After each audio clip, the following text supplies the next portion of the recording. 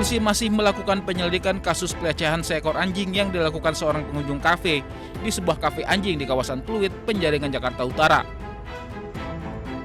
Selain mengamankan dan periksa intensif terduga pelaku, polisi juga memeriksa sejumlah saksi-saksi, salah satunya pengelola kafe anjing. Polisi menunggu hasil pemeriksaan kejiwaan terduga pelaku sebelum menentukan langkah hukum selanjutnya. Dari korban dan saksi-saksi sudah kita periksa, termasuk untuk yang dilaporkan telah kami periksa juga. Namun karena sifatnya masih sebagai saksi, kami masih melakukan penyelidikan dan memang apabila diperlukan kita akan melakukan pengecekan terhadap psikis atau kejiwaan terhadap si pelaku ini. Sebelumnya, aksi tak senonoh seorang pria pengunjung kafe anjing beredar viral. Ironisnya, pelaku melakukannya saat kondisi kafe sedang ramai pengunjung. Menurut pihak pengelola, pelaku merupakan pelanggan lama yang sering datang ke tempat tersebut untuk bermain bersama hewan-hewan penghuni kafe. Dia pas lagi melakukan itu langsung saya rekam pakai handphone saya sendiri gitu, dan itu terlihat jelas. Itu kejadiannya kurang lebih seperti itu. Dia datang sendiri, jadi kebetulan kalau pelaku itu merupakan customer reguler kita, itu dia sudah beberapa tahun ini memang sering kesini, betul. Menurut polisi, pelaku dikenakan pasal penganiayaan hewan. Dari Jakarta, Rizky Falupi, iNews melaporkan.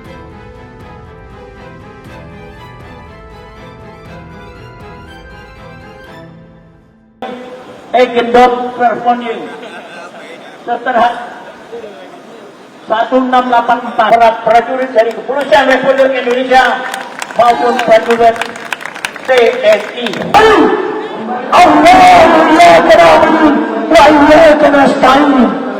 Mana saya belum lihat mukanya. Sini Pak, maju lah.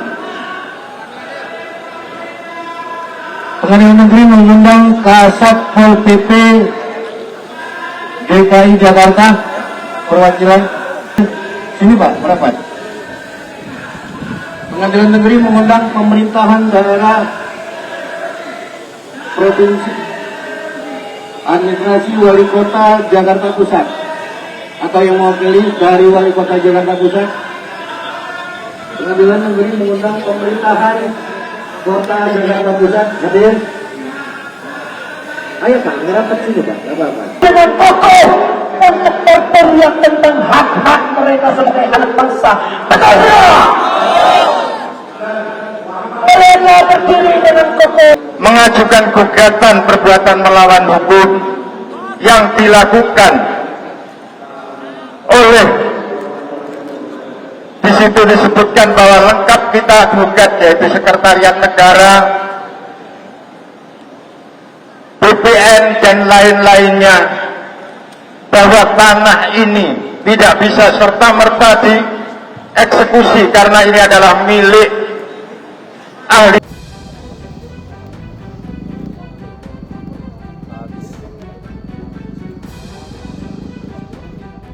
Kobaran api melalap sedikitnya 5 bangunan yang terdiri dari kantor dan mes milik perusahaan PT Agrinas Palma Nusantara yang berlokasi di Desa Sukarame Baru, Kabupaten Labuan Batu Utara, Sumatera Utara. Insiden pembakaran ini diduga menjadi buntut dari tewasnya seorang pria bernama Luis David Huta Barat, 32 tahun, yang diduga meninggal dunia akibat penganiayaan oleh oknum petugas pengawas dan keamanan PT Agrinas Palma Nusantara. Berikan edukasi bahwasanya peristiwa ini jangan melebar, jangan membesar, cukup kita selesaikan di peristiwa tadi malam, karena kami berkomitmen TNI dan Polri melakukan proses penegakan hukum secara jelas, tepat, terang, sehingga ada kepastian hukum terhadap pelaku yang mempertanggungjawabkan perbuatannya. Sementara itu, terkait dugaan keterlibatan oknum TNI dalam peristiwa ini, Kepala Staf Kodim 0209 Labuan Batu, Mayor Infranti Sondang Hamonangan Tanjung, menyerahkan dan mendukung adanya proses penegakan hukum jika ada anggota TNI yang terlibat. Kalau memang nanti dari dugaan itu terbukti, ya kita serahkan saja kepada proses hukum. Saat ini kan sedang didalami oleh pihak kepolisian. Kalau memang nanti ada keterlibatan oknum TNI, ini akan ada pelimpahan ke Subdenpom. Dan tadi malam juga kita sudah bekerja sama dari Kodim, Polres, dan Subdenpom untuk mendalami permasalahan ini. Untuk menjaga keamanan, pihak kepolisian dan TNI menerjunkan 2 peloton personel untuk mengamankan lokasi. Dari Labuan Batu Utara, Sumatera Utara, Radi Kurniawan, iNews melaporkan.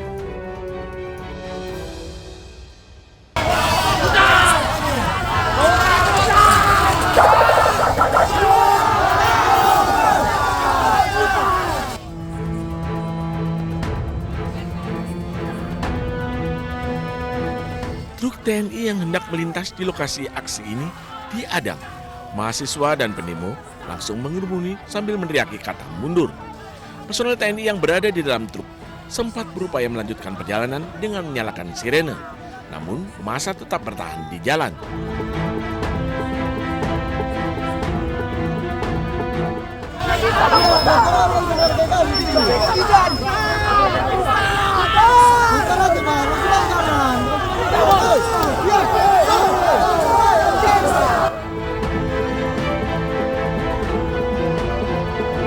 Mahasiswa juga meminta para pengendara yang akan melintas untuk memutar balik ke arah jalan Imam Bonjol.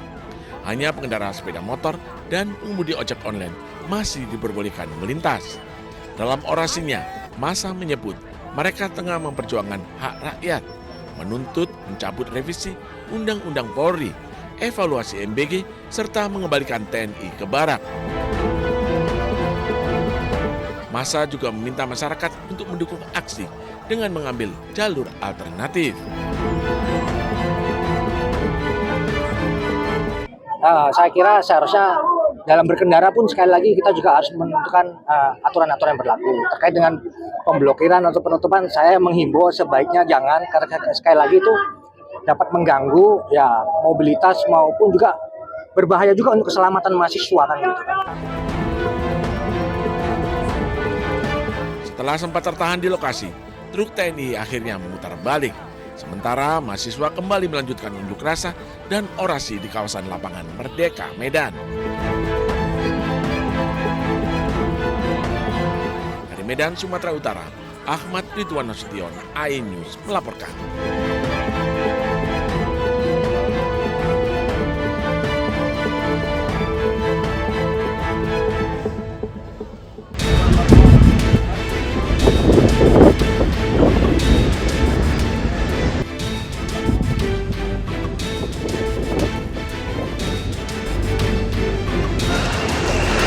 علم هاي مش محلنا هون استهداف.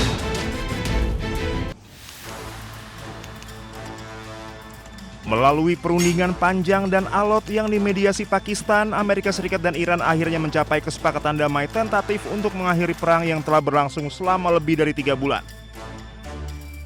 Kesepakatan ini diumumkan pada 15 Juni 2026 yang dapat mengurangi ketegangan di Timur Tengah.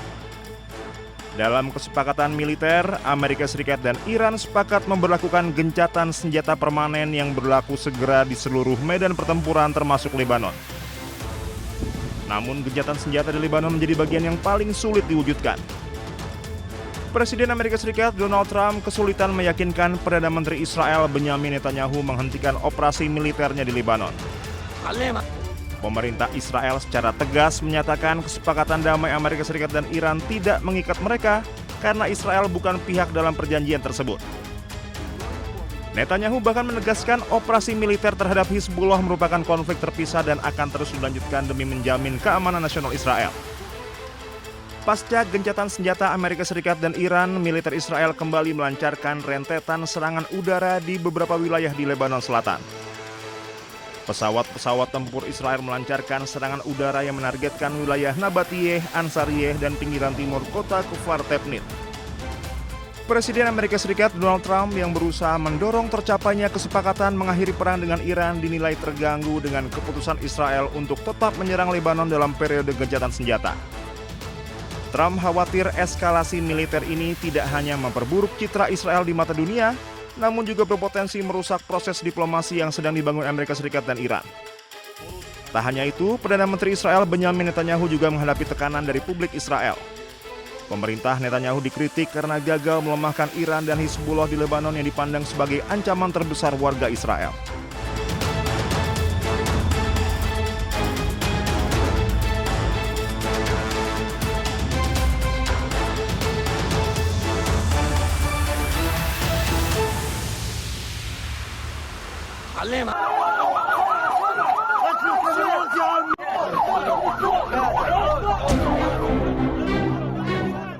2 warga Palestina tewas dan 6 lainnya terluka akibat serangan drone Israel di sebuah kawasan pantai di Khan Yunis, Gaza Selatan pada Rabu 17 Juni.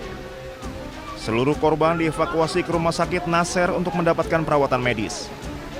Serangan menghantam area pantai yang saat itu dipadati warga sipil. Banyak keluarga Palestina mengungsi di wilayah ini memanfaatkan pantai sebagai tempat berlindung dari cuaca panas serta kondisi kamp pengungsian yang semakin memburuk. Serangan ini menambah korban sipil di jalur Gaza. Kawasan pantai tersebut selama ini menjadi salah satu lokasi yang kerap didatangi warga yang kehilangan rumah akibat konflik dan tinggal di tenda-tenda pengungsian.